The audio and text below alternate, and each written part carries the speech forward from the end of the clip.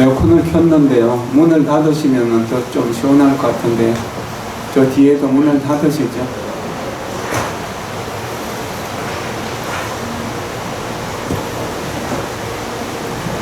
저 앞에도 문을 닫으시고, 숨을 들이쉬면서 내 마음이 극락정토, 내쉬면서 내 성품이 아미타불, 내 마음이 극락정토, 내 성품이 아미타불, 내 마음이 극락정토, 내 성품이 아미타불. 오늘 엄령 6월 초하루 법회에 동참하신 모든 분들을 진심으로 존경하고 사랑합니다. 여러분 모두는 현재 부처님 씨앗이고 미래의 부처님이 되실 것입니다. 우리 모두가 다 미래의 부처님이 될 것이라고 하는 확신을 갖는 것, 이것이 불교에 대한 믿음입니다. 부처님 가르침 속에서는 모두가 부처님의 씨앗이라고 하는 사실, 그것을 믿고 씨앗이 열매되는 것처럼 반드시 우리 모두가 부처님이 될 수 있다는 믿음, 부처님이 되기 위해서 부처님의 가르침을 공부하고 가르침대로 수행하는 것, 이것이 불교의 가르침입니다. 합장하십시오. 이번 생에 가야 할 길을 보여주신 부처님께 귀의합니다. 부처님께 귀의한 나는 이 세상에서 빛과 아름다움으로 이루어진 길을 봅니다. 이해와 사랑의 길인 가르침에 귀의합니다. 가르침에 귀의한 나는 행복의 길로 통하는 갖가지 문을 여는 법을 배웁니다. 화합과 깨달음 속에 살아가는 공동체인 성가에 귀의합니다. 성가에 귀의한 나는 수행의 장애를 없애주는 그 환한 빛의 도움을 받습니다. 좀 편안히 앉으십시오. 부처님께 귀의한다는 것, 이번 생에 내가 가야 할 빛과 아름다움, 빛은 지혜이고 아름다움은 자비입니다. 그 지혜와 자비의 길, 그것을 보여주신 부처님께 귀의한다는 겁니다. 지혜와 자비만이 우리를 평화롭고 행복하게 해주는 유일한 방법입니다. 부처님 옆에서 매일 부처님 시자를 하면서 부처님을 잘 모시고 오이발이나 또는 이렇게 이제 음식을 잘 대접해 준다고 하더라도 지혜가 부족하고 자비가 부족하다면 부처님도 어떻게 해줄 방법이 없습니다. 부처님이 깨달음을 떡을 나누어 주듯이, 과일을 나누어 주듯이 부처님도 그렇게 해줄 수는 없습니다. 우리가 늘 깨어있는 마음으로 집중하고 또 반야 지혜를 기를 때만 그것이 실제로 우리 것이 될 수 있는 것입니다. 다시 한번 합장하십시오. 갖가지 나쁜 짓을 꾸맨들 하오리까 착한 일 얼마든지 받들어 행하리니 이리하여 이내 마음 깨끗만 하여지면 이것이 부처님들 가르치신 법이라는. 자, 이대로 해서 한마디씩 따라서 하십시오. 갖가지 나쁜 짓을 꾸맨들 하오리까 착한 일 얼마든지 받들어 행하리니 이리하여 이내 마음 깨끗만 하여지면 이것이 부처님들 가르치신 법이라네. 편안히 앉으십시오. 나쁜 짓을 안 하고 살 수 있나요? 안 하려고 노력해도 완전히 안 하기는 어렵습니다. 그러나 노력하면은 나쁜 일을 줄일 수는 있습니다. 나쁜 일을 줄인다면은 고통은 자연스럽게 줄어들게 됩니다. 좋은 일만 하면서 살기는 어렵습니다. 그러나 좋은 일을 꾸준히 하다 보면 고통은 자연스럽게 줄어들게 되고 행복은 늘어나게 됩니다. 이렇게 해서 고통이 줄어들고 행복이 늘어나면 지옥하기 축생과는 멀어지고 천상 인간과는 가까워지게 됩니다. 그리고 극락세계도 점점 가까워지게 됩니다. 이렇게 나쁜 일을 줄여가고 선한 일을 부지런히 하다 보면 나쁜 일은 완전히 제로가 되고 선한 일로 가득 차게 됩니다. 그것을 이리하여 인의 마음 깨끗만 하여 지면이라고 합니다. 이때는 악이다 선이다 하는 구분이 없어집니다. 남이다 나다 하는 구분도 없어지게 됩니다. 부처와 중생이라는 구분도 없어지게 됩니다. 이것이 이리하여 인의 마음 깨끗만 하여 지면입니다. 말은 쉽지만 정말로 어렵습니다. 아상이 없어져야만, 인상이 없어져야만, 중생상이 없어져야만 가능한 일입니다. 그러나 그것을 목표로 해서 우리는 수행해야 됩니다. 그것 말고는 방법이 없습니다. 다시 한번 합장하십시오. 문수보살님이 계속 여러분들이 잘 아는 것인데 한마디씩 따라서 하십시오. 미소 짓는 그 얼굴이 참다운 공양이요. 부드러운 말 한마디 미묘한 향이로다. 깨끗이 티가 없는 진실한 그 마음이 언제나 한결같은 부처님 마음일세. 자, 편에 앉으십시오. 미소 짓는데 돈 들어갑니다. 힘 들어갑니다. 미소 짓는데 고통이 따라옵니까? 미소 짓는데 기분이 나빠집니다. 미소 짓는다고 뺨 맞을 일이 있습니까?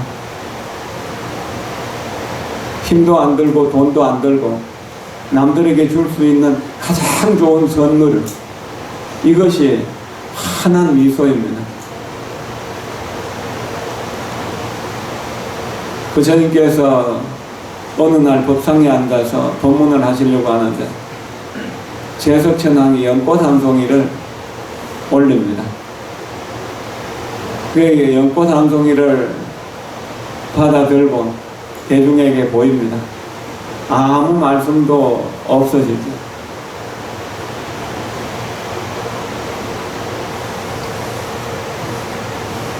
인천 100만억 대중이 지주건듯이 합니다. 그런데 좀 늦게 그 법회에 참석한 마하가섭존자가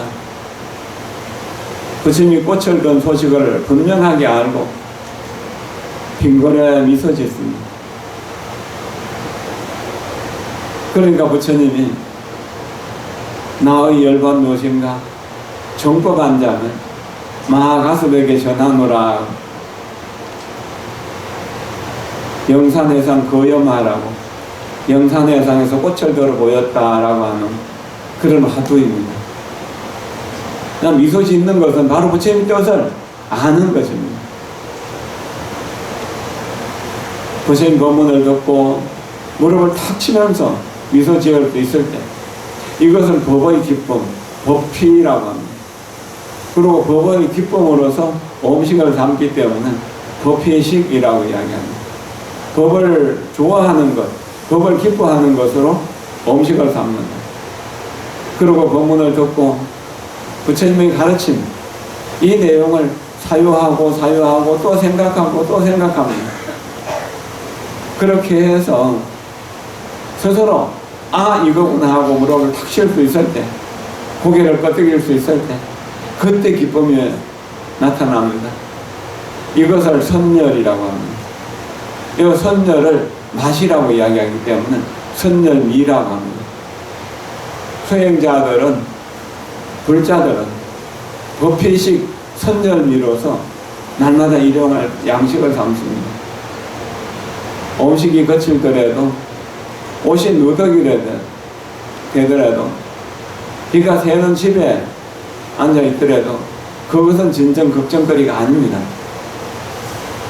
법을 듣고 깨닫지 못하는 것, 혹은 그러고 혼자 사유해서 법의 기쁨 속에서 즐거움을 누릴 수 없는 것, 이것이 진정 슬픈 일이고 괴로운 일입니다. 이것이 마음 아파해야 될 일입니다. 살아가다 보면 아버지가 돌아가시고 어머니가 돌아가시고 친구들이 또 죽는 것을 봅니다. 이웃들이 죽는 것을 봅니다. 죽는 것을 보면서 마음 아파하고 마음 슬퍼하고 많이 괴로워합니다. 그러나 죽는 것은 진정 누구나 다 죽는 것이기 때문에 슬플 일도 아니고 괴로울 일도 아닙니다. 그러나 부모가 죽는 걸 보면서, 친구가 죽는 것을 보면서, 어린아이가 죽는 것을 보면서도 나도 그와 같이 죽을 수 있다는 사실을 모르는 것, 그것이 진정으로 부끄러워해야 될 일이고 슬퍼해야 될 일이고 마음 아파해야 될 일입니다. 매일매일 여러 가지 어려운 일들을 겪는 나와 이웃들을 보면서 이 세상의 무상한 이치를 깨닫지 못하는 이 마음을 아파하고 슬퍼해야 된다는 겁니다. 이것이 불교를 공부하는 사람들이 반드시 해야 되는 일입니다. 이것은 지극히 중요한 일입니다. 가족이 죽었다고 슬퍼한다고 죽은 낭자에게 무슨 도움이 되겠습니까? 아무런 도움도 안 되죠. 나도 그렇게 죽을 수 있는데 내가 죽을 때 어떻게 죽을 것인가? 병원의 의사들에 의해 갖고 여러 가지 생명줄을 매달고 죽은 사람도 아니고 산 사람도 아닌 것처럼 이렇게 1년이고 2년이고 살아가는 거, 그것이 살아있는 건 아니잖아요. 내 생명에 대한 집착을 놓아버리고 내 명이 다 했을 때 기꺼이 죽음을 받아들일 수 있어야 됩니다. 수행을 하는 사람은 죽음을 거부하지 않습니다. 수행을 조금 잘한 사람은 죽음을 싫어하지 않습니다. 정말로 수행을 잘한 사람은 죽음을 즐겁게 받아들입니다. 우리에게 지금 당장 죽음이 온다 하더라도 죽음을 기쁘게 즐겁게 받아들일 수 있습니다. 죽음을 거부하지 않고 죽음을 싫어하지 않을 수 있습니다. 그것은 참 어려운 일입니다. 그러나 우리가 수행을 하다 보면 자연스럽게 생명을 소중하게 여기고 사랑하게 됩니다. 생명을 진정으로 소중하게 여기고 사랑하게 된다면 생명이 끝나는 것도 기꺼이 즐겁게 받아들일 수 있어집니다. 모순되는 것 같지만 생명에 대한 애착은 고통에 대한 애착입니다. 그러나 생명을 놓아버리면, 집착을 놓아버리면 다른 사람의 고통이 보이게 되고 다른 사람을 도울 수 있는 마음이 생깁니다. 보살의 마음이 생기는 거죠. 보리심을 일으키게 되고 보살도를 실천할 수 있는, 자비를 실천할 수 있고 지혜를 실천할 수 있는 그런 마음이 생깁니다. 고통받는 다른 사람의 고통, 그것이 내 고통처럼 느껴지는 것, 이것이 진정한 지혜입니다. 그래서 그 사람의 고통 속으로 들어가서 그 사람의 고통을 해결해 주는 것, 치료해 주는 것, 이것이 자비심입니다. 지혜는 상대편과 내가 하나라는 사실에 대한 확신을 갖는 것. 자비는 그 사람의 고통을 내가 대신 받으면서 그 사람의 고통을 치유해 주는 것입니다. 이것은 굉장히 어려운 일입니다. 그러나 안 할 수 없는 일입니다. 매일매일 우리가 미소 지으면서 인사하고 칭찬을 곁들이는 습관을 가지고 남을 돕는 습관을 가진다면은, 그러면은 그 일이 점점 쉬워지게 되고, 그렇게 해서 살아있는 동안 많은 사람들에게 도움을 줄 수 있고 이익을 줄 수 있습니다. 그렇게 남을 많이 도우면서 살다 보면 남들이 내가 잘 살 수 있도록 많이 도와주고 격려해주고 칭찬해줍니다. 그렇게 해서 내 삶이 커집니다. 가족 전체를 사랑하면 가족과 한 몸이 되는 것이고, 사회 전체를 사랑하면 사회와 한 몸이 되는 겁니다. 나라 전체를 사랑한다면 나라 전체와 한 생명이 되는 겁니다. 한 몸이 되는 것이죠. 그래서 불교인들은 우주 전체를 내 몸이라고 생각합니다. 불신충만 어법계라고 했습니다. 부처님은 우주에 충만해 계신다. 아니 계신 곳이 없어지다고 했습니다. 이것이 불교의 안목입니다. 이렇게 볼 때 나를 해치는 사람이나 나를 사랑으로 도와주는 사람이 똑같은 생명입니다. 이런 같은 생명에 대한 인식을 갖고 사랑하는 마음을 갖는 것, 이것은 정말로 중요한 일입니다. 중생을 바라보는, 중생의 고통을 바라보는 사랑의 눈이 그때 갖추어지게 됩니다. 이것이 중요한 일입니다. 이것이 정말로 중요한 일입니다. 연구를 하든 참선을 하든 또는 진언을 외우든 다른 어떤 수행을 하든 간에 우리 마음속에 이러한 보리심, 남을 돕고자 하는 마음으로 내가 돕는 방법을 공부하는 이런 마음이 없다면 공덕은 쉽게 이루어지지 않습니다. 이것을 정말로 중요하게 여겨야 됩니다. 이런 것을 위해서 오늘 이런 법회를 하는 것이고 매일매일 기도를 하는 것입니다. 큰 집을 짓기 위해서는 기초를 잘해야 됩니다. 기초를 잘 못하면 집이 기울어지고 넘어지게 됩니다. 이것은 굉장히 큰 문제가 되는 겁니다. 불법 수행하는 것도 기초를 잘 다져야 됩니다. 기초가 바로 보리심이고, 그 보리심을 구체적으로 표현한 것이 3기와 5계를 받고 실천하는 일입니다. 이 기초를 갖추게 하기 위해서 5년 전부터 저는 부산 조계종연합회를 통해서 3기 5계를 하자고 권했었고, 그것이 이제 금년에 5번째 수계법회가 됩니다. 아마 전국에서 이만큼 질서정연하게 여법하게 이렇게 하는 법회가 잘 없을 겁니다. 유튜브나 다른 텔레비전 프로그램으로 우리 조계종연합회 3기 5계를 하는 의식을 지켜보십시오. 정말로 장엄하죠. 코로나가 있던 작년, 재작년도 계속 해왔고, 이렇게 코로나가 이제 끝난 지금도 금년에도 7월 24일날 부산항 건변센터에서 하게 될 겁니다. 어제 수불 스님 여기 오셨었는데 수불 스님하고도 의뢰하게 됐습니다.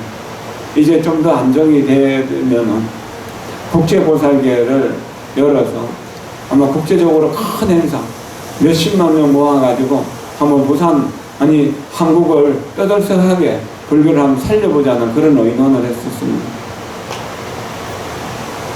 관음사에서는 제가 오고 보살계를 참 많이 했습니다. 3기 5계를 많이 했습니다. 그리고 매달 8간 재계를 하고 있습니다. 마지막 주 화요일 날이나 수요일 경에 하죠. 지난주에 우리도 8간 재계를 했잖아요. 한 달에 한 번만이라도 스님들처럼 수행하겠다고 마음을 내는 것, 실제로 그렇게 하지 못하더라도 마음 한 번 내는 것만 해도 세상을 변화시키는 큰 힘이 있습니다. 마음 하나로 즐겁게, 마음 하나로 괴롭게 살아가는 것이 우리 인생이잖아요. 즐겁게 살아가겠다고 마음 한번 내면은 세상을 즐겁게 볼 수 있는 그런 눈이 갖추어집니다. 안목이 갖추어진다는 이야기입니다. 여러분들이 여러 번 3기 5개도 받고 10성계도 받고 또 8지계도 받고 8간제계 그리고 보살계도 받았을 겁니다. 이것이 제가자들이 받는 계율입니다. 그렇지만 그것을 잘 지킨다고 말할 사람은 아무도 없습니다. 계를 설하는 법사들이라고 하더라도 완벽하게 다 지킬 수는 없습니다. 부처님이 이 세상에 와서 계신다고 하더라도 완벽하게 지키기는 어려울 겁니다. 다만 그 방향을 설정하는 겁니다. 지혜롭고 자비롭게 살겠다라고 하는 그 방향 설정을 하면 그 방향으로 전체가 가게 됩니다. 서로 미워하지 않고 사랑하겠다고, 원망하지 않고 용서하겠다고 이렇게 다짐 한번 하는 것, 이것이 세상을 변화시키는 힘이 된다는 겁니다. 이거는 정말로 중요한 일 중에서도 중요한 일입니다. 다시 한번 식단하십시오. 5개 중에 첫 번째 삶에 대한 경외심, 이것만 오늘 좀 공부하겠습니다. 5가지 마음 다한 훈련법 중 첫 번째, 삶에 대한 경외심. 삶이 파괴되면서 생겨난 고통을 자각하면서 자비심을 기를 것을 서약하고 살아있는 생명을 위하는 법을 배울 것입니다. 살생하지 않으며 다른 이들이 살생하는 것을 그냥 두지 않으며 살생하는 어떤 행위도 묵과하지 않을 것입니다. 편안히 앉으십시오. 이 세상에는 정말로 고통스럽게 사는 이들이 많이 있습니다. 정말로 참혹한 고통을 겪는 이들이 많이 있습니다. 어떻게 설명하기 어렵고 어떤 방법으로도 구제하기가 어려운 이런 이들이 너무나 많이 있습니다. 어떻게 해야 될까요? 옆에서 그냥 조금 도와준다고 되는 것은 아닙니다. 우리가 가정을 이루고 살아가는 것은 살림살이라고 합니다. 회사도 살림살이고 나라도 살림살이라고 합니다. 살림살이만 생각하면 머리가 아프죠. 따분하죠. 재미가 별로 없죠. 똑같은 일의 반복이기 때문에. 그러나 살림살이의 어원은 살림살이입니다. 살려주기 위해서 산다는 겁니다. 생명을 살리기 위해서 사는 것, 이것이 한국 사람들의 삶이었습니다. 옛날 조상들부터 지금까지 이어져는 삶입니다. 당신을 위해서, 당신의 행복을 위해서, 당신을 행복하게 살게 해주기 위해서 내가 당신과 결혼합니다. 내가 자식을 낳아서 키웁니다. 내가 부모를 잘 모십니다. 내가 이웃들과 사귑니다 하는 그런 마음가짐입니다. 당신의 행복을 빕니다. 당신의 행복하면 좋겠습니다. 인도 티베트에서는 보통 이런 말로 인사를 합니다. 당신의 행복을 빕니다. 당신이 행복하면 좋겠습니다. 우리도 그런 것을 받아들이는 것, 이것이 살림살이입니다. 살려주기 위해서, 당신을 행복하게 살게 하기 위해서 내가 지금 살아가고 있습니다. 그것이 현재 우리 삶의 모습이기도 합니다. 그런데 이 뜻을 잘 모르면 내가 살기 위해서 당신을 죽여도 괜찮습니다라고, 당신을 속여도 괜찮습니다라고 하는 말로 잘못 이해되고 있습니다. 그래서 내 문제를 가족들에게 짐이 되게 하고, 또 가족의 문제가 사회의 짐이 되게 하고 국가의 짐이 되게 하고 하는 것은 그냥 대수롭지 않게 생각합니다. 그러나 그것은 굉장히 무서운 일입니다. 내가 한 가족의 가장이 되었던, 주부가 되었던, 부모가 되었던, 자식이 되었던 간에 가족에게 짐이 되지 않겠다고 하는 것, 그것을 늘 생각하면서 기도해야 됩니다. 짐이 되는 대신에 힘이 되겠다고 생각하면 그 힘이 나오게 됩니다. 사랑하는 마음, 이것은 당신의 행복을 위해서 내가 어떤 고난도 겪겠습니다라고 하는 그런 마음입니다. 이것이 진정한 사랑이고, 이러한 사랑만이 이 세상의 고통을 해결하는 힘이 됩니다. 여러분들은 그 금년에 3기, 5기 수계식에 과거에 개를 여러 번 받았다 하더라도 완벽하게 지키지 못한 잘못을 뉘우치면서 다시 한번 받도록 하십시오.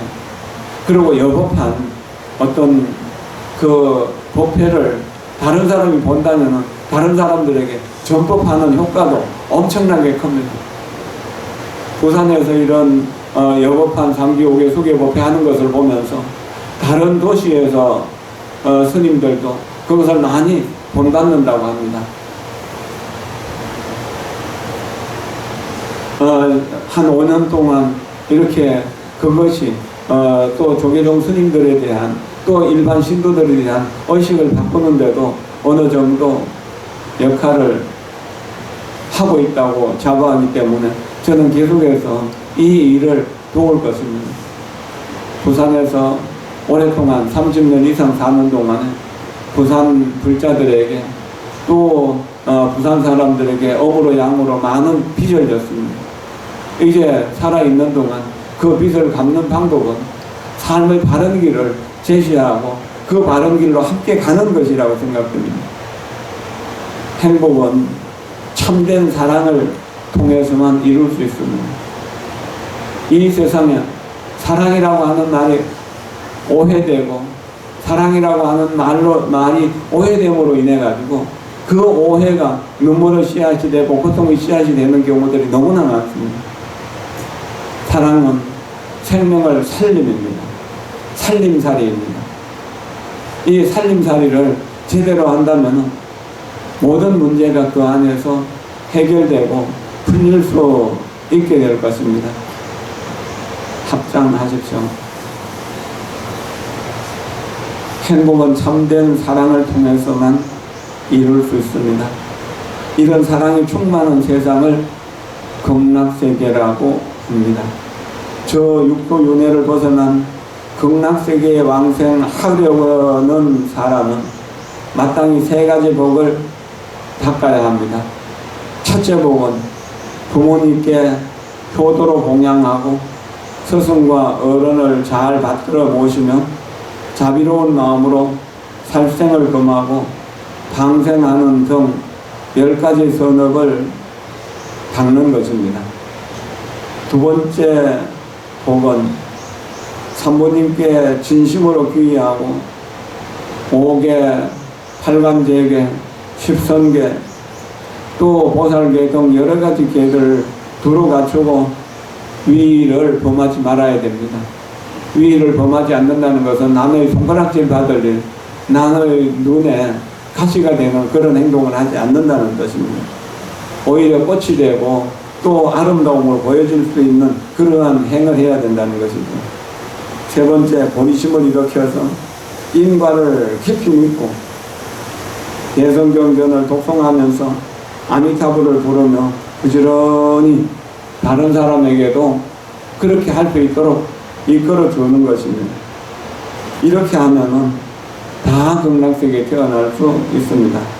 관무량수불경에 나오는 말씀입니다. 편안히 앉으십시오. 방생은 모든 선행의 근원입니다. 언제나 우리는 남을 살려주기 위해서 살겠다고 생각하면 우리 일들이 자연스럽게 잘 이루어집니다. 그러나 남을 해치겠다고 생각하면 그때는 되는 것 같지만 뒤에 아주 참혹한 고통을 겪게 됩니다. 조사스님들과 부처님의 말씀을 빌려서 방생에 대한 이야기를 조금 더 이어가겠습니다. 건강하게 오래 살고 싶습니까? 또 중병에 걸리신 분들이 병이 낫기를 바랍니까? 또 자식이 없는 분들이 자식 낳기를 원합니까? 또 자식을 낳은 사람이 자식이 건강하게 성공하기를 훌륭한 인격자로 성공시키고 싶습니까? 극락세계에 왕생하고 싶습니까? 부자가 되고 싶습니까? 이 모든 일들을 이루고 싶다면 이제 간단한 방법 하나를 알려드리겠습니다. 그것은 바로 방생, 곧 생명을 살리는 것입니다.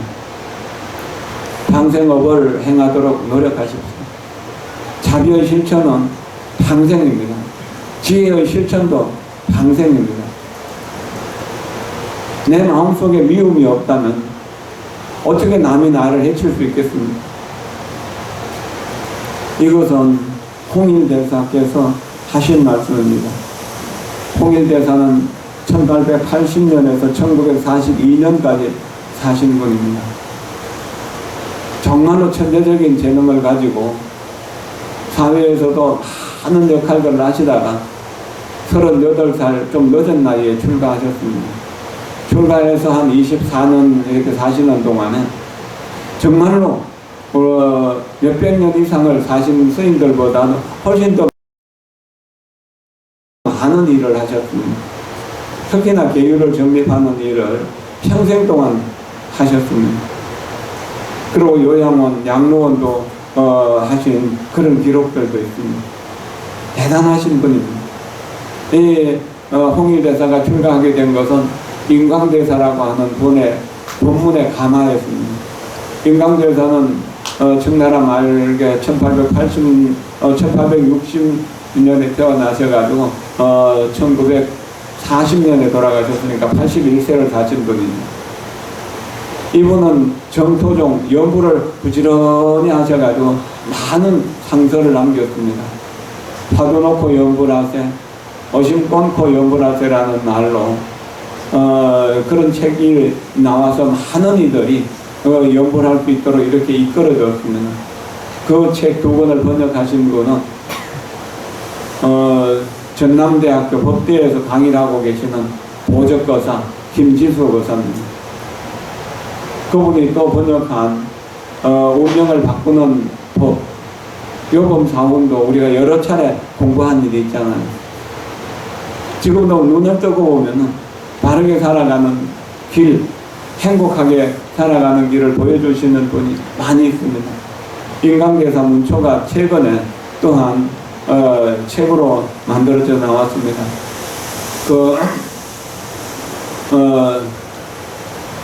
연부를 수행하는 이제 모임에서 그 책을 만들어가지고 보내줘서 저도 보고 있습니다. 이런 인강대사의 훌륭한 연불 수행에 힘입어서 홍일대사라고 하는 훌륭한 분이 출가하고 수많은 일들을 할 수 있는 그런 인연이 되었습니다. 그리고 그분보다 조금 더 먼저 세상에 태어나셨던 그 허운대사가 있습니다. 허운대사는 선종을 크게 일으키신 분입니다. 1840년부터 1959년까지 120세를 사신 분이죠. 정말로 대단하신 분입니다. 이렇게 허운대사, 홍일대사, 인광대사, 그리고 태어대사라고 하는 그 네 분이 청나라 말에서 민국 초 어지러운 세상을 밝혔던 분입니다. 그 중에 홍일대사는 특별히 이 계율을 많이 연구하셨고 방생을 많이 권하신 분으로 아주 유명하신 분입니다. 이렇게 방생을 늘 하는 것이 습관화되고 연구를 하는 것이 습관화되면 죽음을 기쁘게 즐겁게 맞이할 수 있습니다.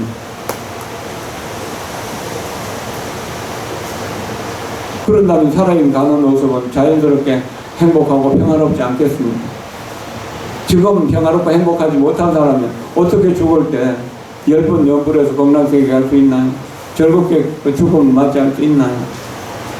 지금 열심히 하지 않으면 안 됩니다. 지난 6월 4일날 여기 연관순이라고 하는 저에게는 제가 존경하는 선배 스님인데 여기 와서 제가 거처하던 방에서 열이틀 동안 계시다가 돌아가셨습니다. 열이틀을 단식을 하신 셈이죠. 처음에는 죽을 조금 드시다가 이렇게 이제 물을 좀 드시다가 뒤에 한 4, 5일간 물도 안 드셨는데 그렇게 이제 자기 생명을 스스로 정리하셨는데 기쁘게 즐겁게 맞이했던 겁니다. 진통제 한 번 안 쓰고 또 다른 치료제 한 번 안 쓰고 그렇게 편안하게 열반하셨습니다. 대중들이 다 연불하는 가운데서 같이 따라서 연불하면서 임종을 맞이하셨거든요. 그분의 덕화가 많은 사람들에게 감화를 주어서 많은 스님들과 또 신도들이 외부에서 많이 왔고 그것이 언론에 불교 언론에 크게 기사화됐고 또 조선일보나 한겨레 신문에도 큰 기사로 다루었습니다. 그러면서 관음사가 정말 이렇게 이제 그런 분들을 모실 수 있는 도량이 되었다는 것, 어제 이제까지 지내면서 그런 것을 많이 느꼈습니다. 여러분들이 자비롭게 방생하고 또 연불 기도하고 참선 수행하는 그런 덕분이라고 여겨집니다. 작년 정월부터 우리가 한 달에 한 번씩 방생하기로 소원을 세워서 방생하는데 점점 방생하는 이들이 많아지고 금년부터는 이제 걷기 명상도 함께 하면서 그렇게 방생을 하는데 이렇게 방생하러 가는 길도 수행이 되고 방생하는 것도 수행이 되고 돌아오는 길도 수행이 된다면 이 여러분들의 미래는 어떻겠습니까? 바로 평화로운 마음으로 미소 지으면서 극락세계 아미타부처님이 영접을 받아서 왕생하게 될 건 아닙니까? 제가 살아있는 이유, 살아야 할 이유는 내가 과거 전생부터 지어왔던 죄업을 참여하고 녹여내는 일입니다. 또 하나, 이제 저와 함께 수행하는 분들이, 함께 기도하는 분들이 이렇게 참여하고 기도하고 방생해서 우리가 죽음을 맞이할 때 당당하게 죽음과 맞서고 다음 생에 극락세계에 태어날 수 있도록 이끌기 위함입니다. 저 역시 그렇게 해야 되는 것이고 여러분들도 그렇게 해야 됩니다. 돈 좀 많이 번 돈을 뭐 할 겁니다. 또 세상에서 출세했다고 한들 뭐합니까? 고통을 근원적으로 끊지 못한다면 아무 소용이 없는 거잖아요. 마음이 평화롭고 자유롭지 못하다면 무슨 소용이 있습니까? 그러니까 어떤 어려움이 있더라도 나는 방생하는 것을 생업으로 삼겠다고 필생의 업으로 삼겠다고 그렇게 노력을 해야 됩니다. 연불하기 위해서 방생하기 위해서 내가 세상을 살아간다는 그러한 마음을 갖는 것, 이것이 부처님의 사랑을 받을 수 있는, 부처님의 귀여움을 받을 수 있는 가장 빠른 길입니다. 여러분들 가족 중에서 혹 낚시를 습관적으로 하시는 분 있으면 목숨을 걸고 낚시를 막도록 하십시오. 낚시하는 것은 정말로 무서운 죄업을 짓는 일입니다. 그것을 취미로 한다면 더욱 그렇습니다. 그리고 사냥하는 분들이 있다면 사냥하지 않도록 하십시오. 도살하는 업을 가졌다면 그것을 바꾸도록 노력을 하십시오. 이것이 업을 바꾸는 일이고 업을 녹이는 일입니다. 방생을 늘 생활하도록 노력해야 됩니다. 과거에 많은 죄업을 지었다 하더라도 지금 마음을 돌이켜서 지금 아미타불을 부르면서 방생을 한다면 과거의 숙세의 죄업은 녹게 되는 것이고 다 녹아지지 않는다고 해도 업을 짊어진 채로 극락세계에 갈 수 있는 것입니다. 숙세 다시 한번 합장하십시오. 방생은 숙세에 지은 업을 소멸시키는 가장 빠른 방법입니다. 진실로 목없기를 바란다면 선행을 널리 힘쓰십시오. 어떻게 하면 널리 선행을 할 수 있을까요? 방생만 한 것이 없습니다. 이렇게 방생을 해야 됩니다. 제일 낮은 공덕은 살생하지 않겠다고 결심하는 것이고, 중간의 공덕은 살생하지 않으면서 채식하겠다고 결심하는 것이면, 최상의 공덕은 살생을 금하고 방생하면서 채식하는 것입니다. 여러분들 미모를 원한다면, 건강을 원한다면 고기 먹는 것을 줄이십시오. 술 먹는 것을 줄이십시오. 조금 적게 먹고 좀 더 많이 움직이십시오. 그럼 더 많이 건강해지게 됩니다. 편안히 앉으십시오. 해야 될 일이 너무너무 많지만, 해야 될 이야기가 많지만, 여러분들이 꼭 지루할 것 같고, 또 다리도 아프고 허리도 아프다고 하는 것 같아서 이야기를 여기서 좀 줄이려고 합니다. 진정으로 행복을 원한다면 방생을 하십시오. 음식 하나하나가 얼마나 귀한 것인가, 밥이라고 하는 것이 얼마나 귀한 것인가를 생각하면서 밥에 대해서 좀 생각해보는 시간을 1분만 갖도록 하겠습니다. 합장하십시오. 공양송. 이 밥은 숨쉬는 내지와 강물의 핏줄, 태양의 자비와 바람의 손길로 빚은 모든 생명의 선물입니다. 이 밥으로 땅과 물이 나의 옛 몸이요 불과 바람이 내 본체임을 알겠습니다. 이 밥으로 우주와 한 몸이 됩니다. 그리하여 공양이 됩니다. 온 몸, 온 마음으로 온 생명을 섬기겠습니다. 편안히 앉으십시오.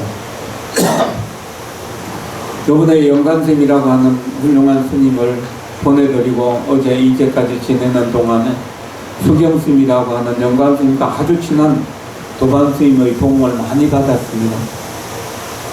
그분은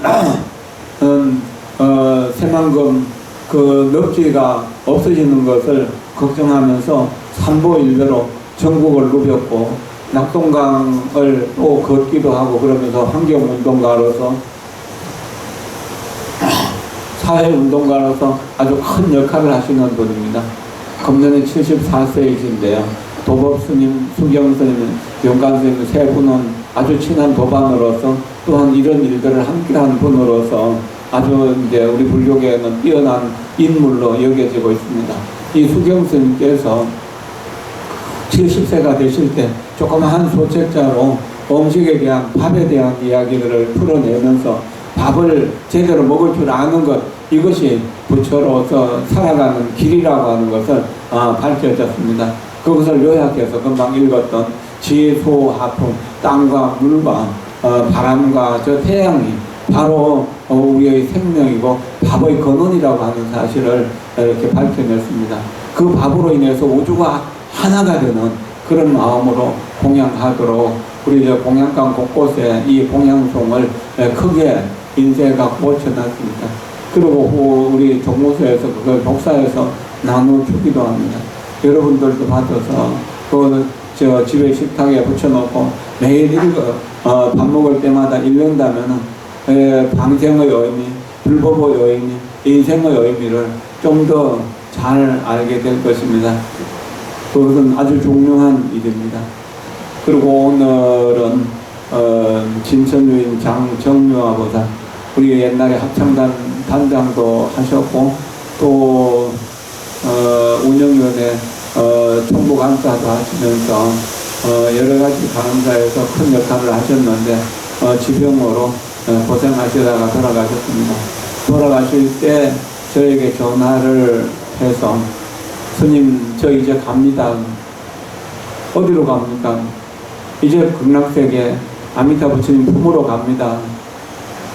그래서 잘 가십시오라고 제가 인사를 했었습니다. 이렇게 갈 수 있습니까 여러분들? 갈 수 없다면 부지런히 선행을 하면서 연불 하십시오. 방생을 하면서 연불 하십시오. 이것이 정말 중요한 일입니다. 오늘 또한 김해요인 김군군 영가의 4호 육제일이기도 합니다. 이분은 103세까지 살면서 정말로 건강하게 잘 사셨고 또 가족들을 잘 돌보셨다고 합니다. 이게 복이 있는 분들의 삶입니다. 오늘 김소분 영가의 육제 또 장정묘화 보살, 이제 동참하신 모든 분들, 그리고 영가 기도를 위해서 오신 모든 분들이 다 부처님의 은혜 속에서 살아서는 행복하고 돌아가시면은 극락세계 아미타 부처님 곁에 태어날 수 있기를 진심으로 기원하면서 오늘 조하루 법회를 마칩니다. 고맙습니다. 감사합니다.